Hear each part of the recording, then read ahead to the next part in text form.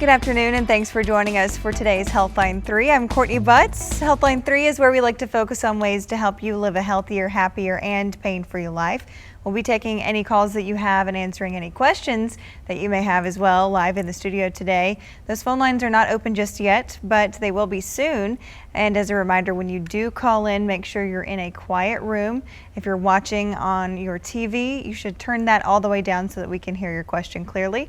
That number is 318-219-4569, and it will also be on your screen when those phone lines are open in just a couple of minutes. Joining us today is someone who you may know or recognize, Dr. Milan Mody, orthopedic spine surgeon with Willis Knight Orthopedics and Sports Medicine Piermont. Thanks for joining us. Thank you for having me again. Appreciate it. Absolutely. Yes, happy to have you back. And today, leading into the holiday season, once Halloween gets here, it's just fast and furious, you know? That's right. And some people, I'm not of this group of people, but some people put up their Christmas decorations on November 1st, like super early. So we're already thinking about, you know, decorations, and sometimes that can be a little dangerous, a little, you know, sketchy in the way that we go about it. You know, we kind of stack maybe boxes on top of one another and stand on it, or stand on a really weird ladder. And so you're going to help us be safe today. That's right. That's right.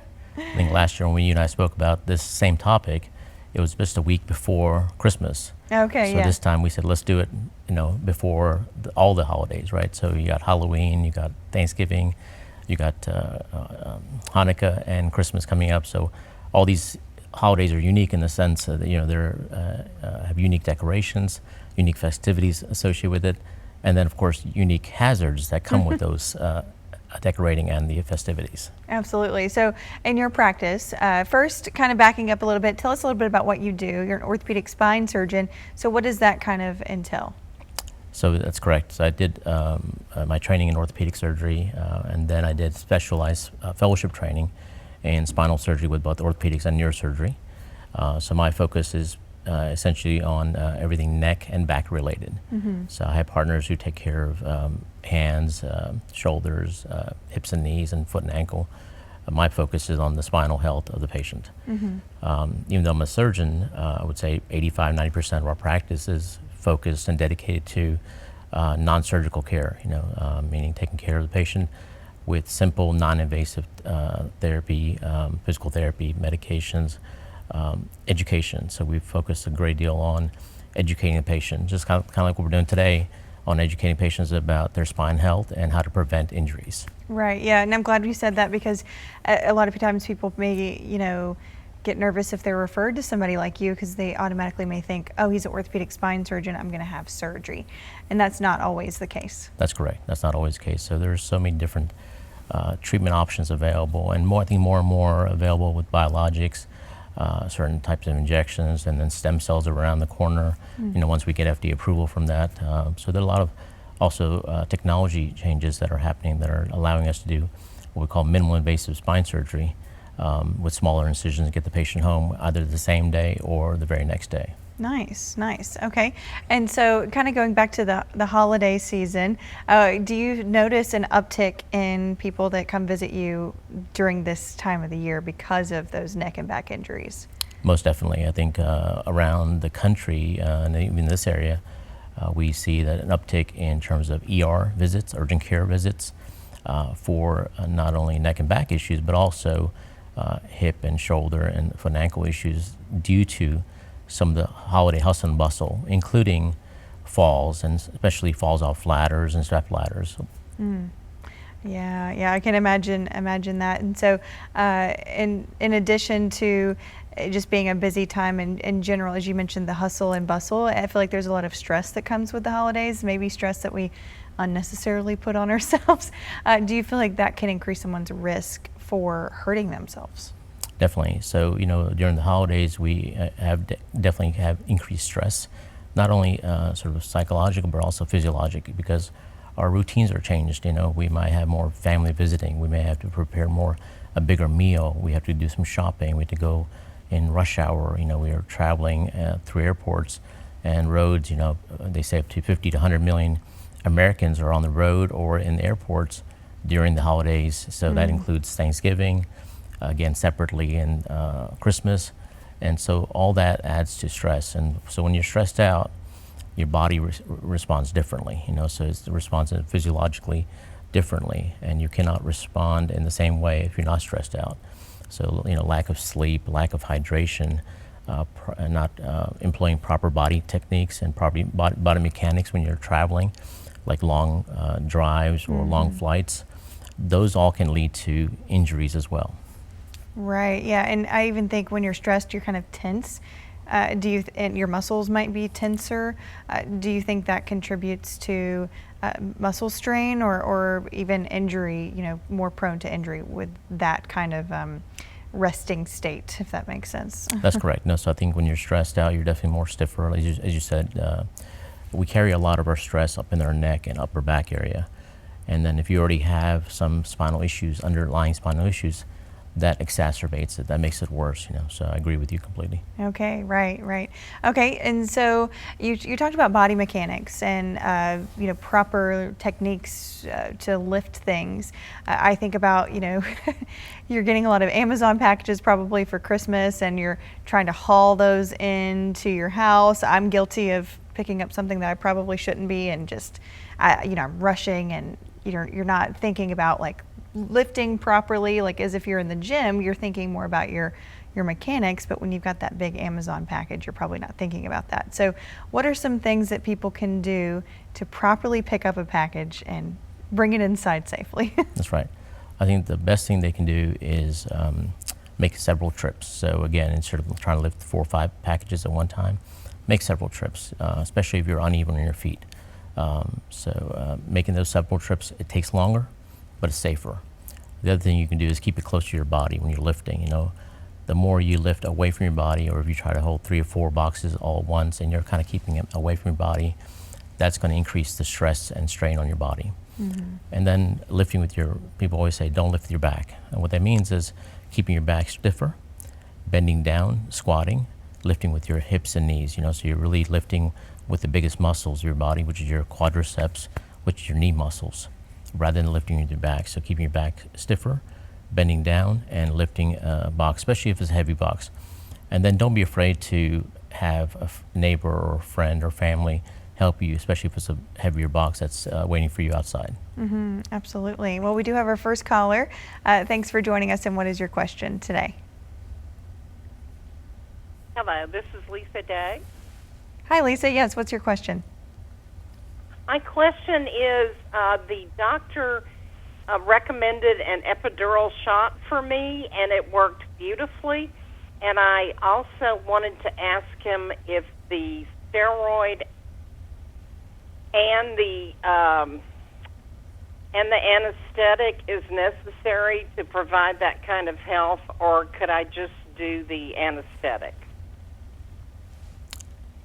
Can you hear that? Repeat that question. Oh, yes. Okay, we might need you to repeat that, Lisa. She's getting, her doctor recommended an epidural shot and a steroid shot, correct? Yes, it was Dr. Mody. He, instead of recommending surgery, he recommended an epidural shot of steroid and anesthetic, and it helped me a lot. So instead of surgery, you recommended an epidural and steroid shot. And then you were wondering, sorry. I was wondering if I could just do the anesthetic, not the steroid. So she's wondering if she can just do the anesthetic and not the steroid. Right, okay. Yeah.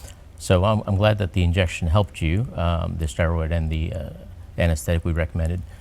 The downside of just doing the anesthetic is that it doesn't last very long. It'll only last for 1 or 2 days, whereas the steroid medicine lasts longer. And so the steroid is to decrease the inflammation, and by decreasing inflammation, you're decreasing your pain. The anesthetic, what it does, just kind of blocks those pain receptors temporarily in your skin and muscles and around the bones, so we can get the steroid medicine into that area. Okay, and are there side effects? That's why it's both important to do the steroid and anesthetic at the same time. Okay. Okay. Are there steroid side effects like weight gain? So there are some side effects to steroids, but not the type we're talking about. The type we're talking about is just a local injection. So it doesn't go systemically, meaning it's not a steroid medicine that you associate with those weight gain issues and weaker bones, because that steroid medicine is taken by mouth most of the time, and it's taken on a long-term basis. Like you were taking it for weeks to months, that's when the steroids have those significant side effects. Not when it's done for an epidural injection for pain, such as in your case. Thank you so much, Dr. Mody. I appreciate your help. No problem. Happy to help. Absolutely. Thanks, Lisa, for joining us. And as you can see, those phone lines are open. It's right there on your screen. 318-219-4569 is the number to call. Georgia, thanks for joining us. And what is your question? Well, I really didn't have a question. I wanted to make a comment. I just had back surgery with Dr. Mody on Friday. And one of the hardest things I ever had to do is make that decision to have back surgery or not, because it's scary and unfamiliar, and you just hear so many horror stories. But before surgery, I could barely walk on we have a farm, and I have to, manage animals and such. And so when I finally made the decision that I wasn't going to be able to do it the way I was, I went ahead and had the surgery. And it's a scary time when you hear such horror stories, but Dr. Mody and his team are the best. I mean, they are on your side. They are capable, professional, and empathetic. And expectations are important to keep in mind after back surgery. But I certainly recommend anybody who is considering having surgery to go see Dr. Mody first. All right. Yes. Thanks for that compliment. Thank you. Thank you very much for calling in. As we talked about earlier, I think majority of patients don't need surgery, but if they do have knee surgery and they're doing well, I'm very, very happy. The majority we can treat without surgery, but sometimes there's some issues like walking or ambulation, loss of muscle function, motor function, weakness in your arms or legs that require surgery, and sometimes surgery is the best option for that versus just doing it for pain.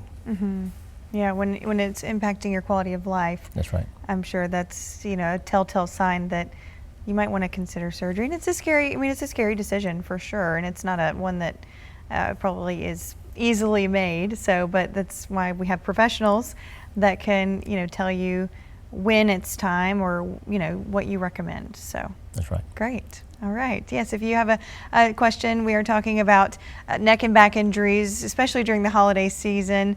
If you have any questions for Dr. Mody, just give us a call. That number is right there on your screen.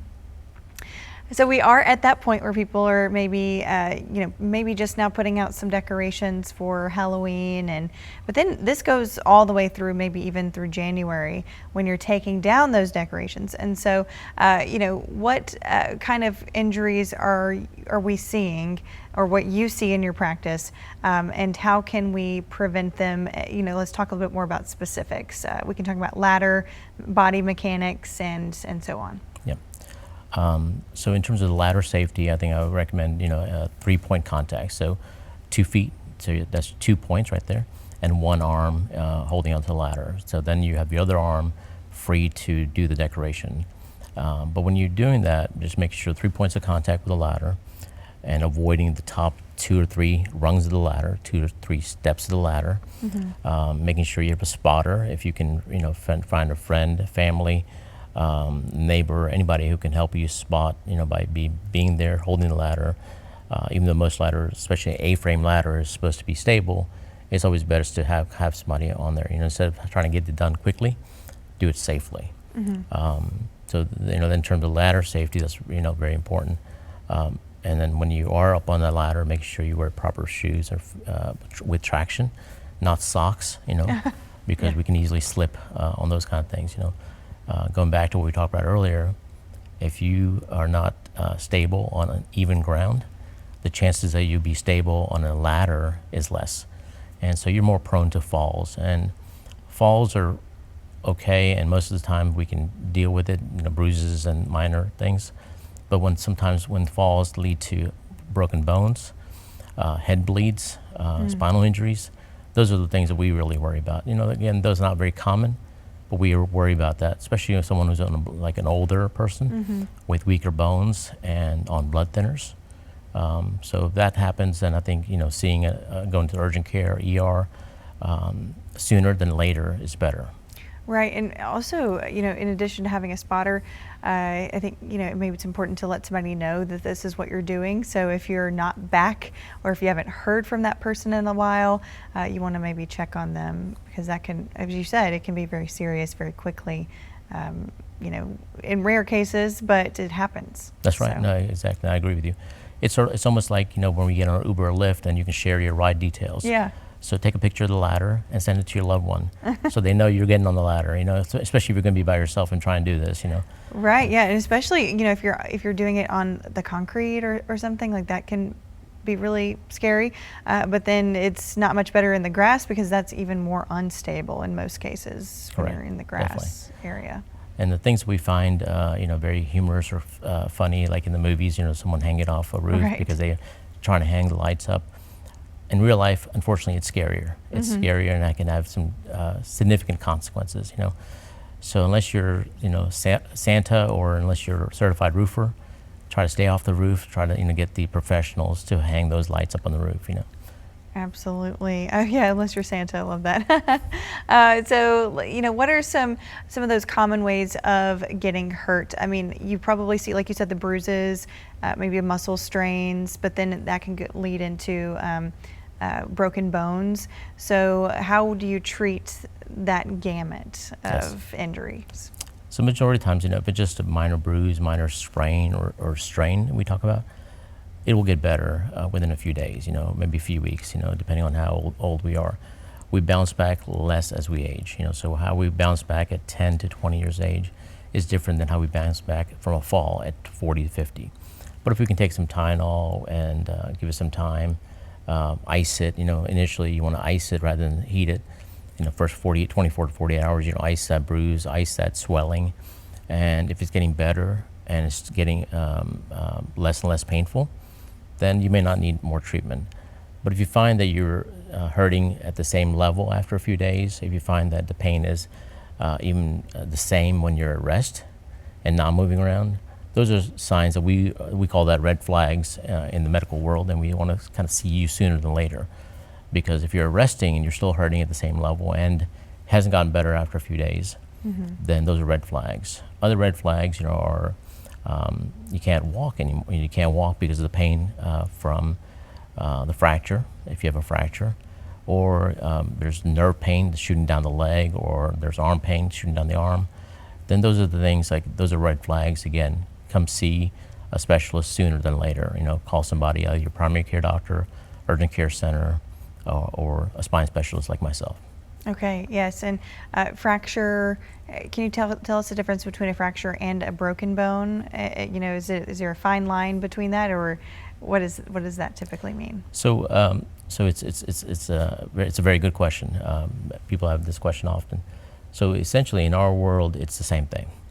But a broken bone is something people, a layperson will say, whereas a medical professional will say a fracture. So there's different types of fractures. There's a very minor fracture, like we call hairline. You've heard of that hairline fracture, or a fracture that doesn't go through and through the bone. We call that green stick, or just a kind of a bending type fracture that happens in kids. And there's other very severe fractures like dislocations of the joint, or what we call comminution, lots of broken pieces. But the layperson will call it a broken bone. ER physician or orthopedic surgeon will call it a fracture. But essentially, it's a break in the bone itself. Gotcha. Okay, it makes sense. And it varies, of course, like Correct. you said, Yeah. from mild to severe. And again, looking for those red flags or warning signs and getting attention as soon as possible, for That's sure. right. So, and also, if you were to sprain a muscle or sprain, your ankle or something, and you mentioned if it's not getting better after a couple of days, and when you're walking, is it recommended to continue walking if you think it's just a sprain versus a fracture? So if it's getting better and your swelling is going down, then I think it's okay to be mobile, because there's other things that if you're not mobile, if you don't stay mobile, then you can get blood clots and those kind of things. So you want to stay mobile. But if it's causing too much pain from walking, if it goes from, pain level, if we talk about pain scale, 0 to 10, 0 being no pain, 10 being severe pain. But if you're resting and the pain is about 3 or 4 and it goes up to 10 level when you start walking on it, that's usually a sign that, look, we probably want you to come in and get an x-ray at least, make sure there's no broken bone or fracture, you know.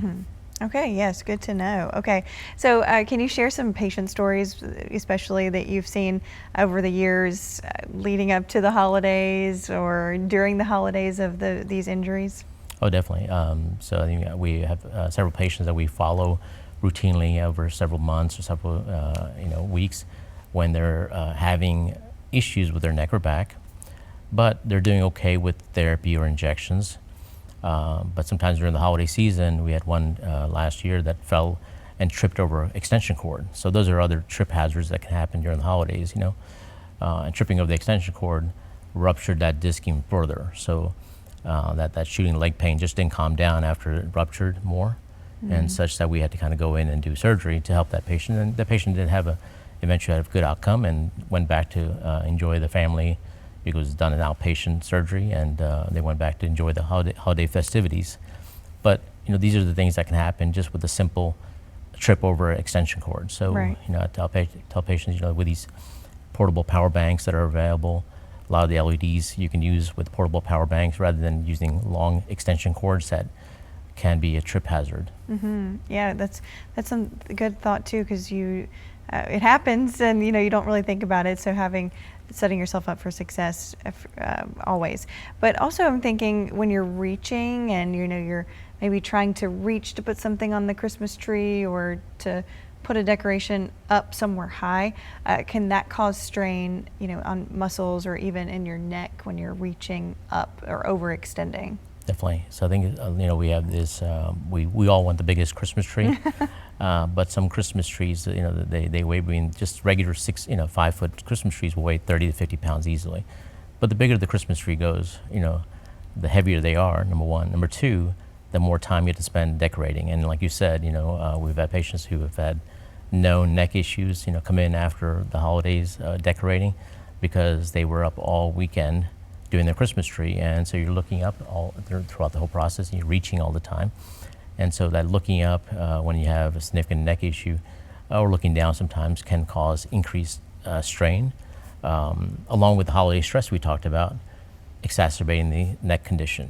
Right, yeah, and I think about everybody rushing, like, oh, family's coming over, I gotta finish this, and you're rushing, and then you hurt yourself and all that. So definitely something to think about. So when we talk about hurting ourselves or injuring ourselves, is there a difference, or you know, clinically, do you consider those the same thing? So you know, usually we all hurt ourselves as we fall. But what we would call injury would be something that's kind of lasting, you know, so beyond a few days, a few weeks.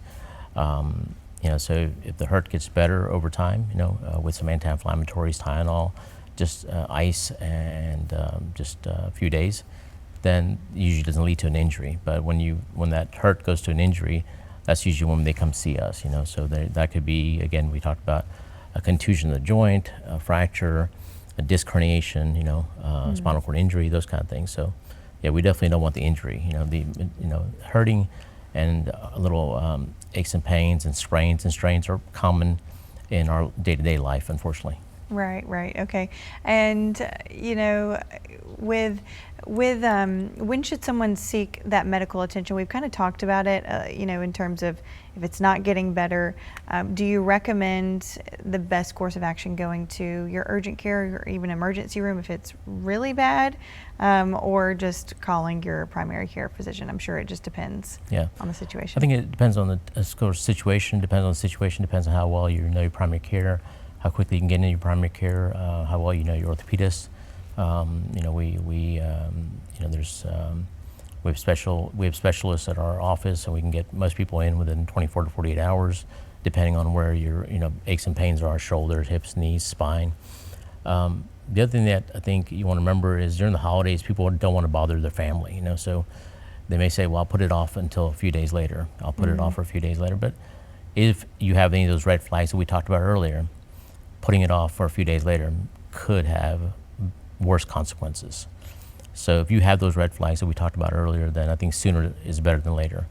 Obviously, after usual office hours, the urgent cares, the ERs might be better as well. And if you can't get into your primary care or your orthopedist within a few days, then I think an urgent care center is just fine, because at least you get evaluated with a quick x-ray, making sure there's nothing grave happening, get some medications, and kind of be on your way to recovery. Yeah, and that way you have some peace of mind knowing, and so you're not putting it off and then it's maybe worse later. I think about last year, my dad had the flu on Christmas Day, and it's just one of those things.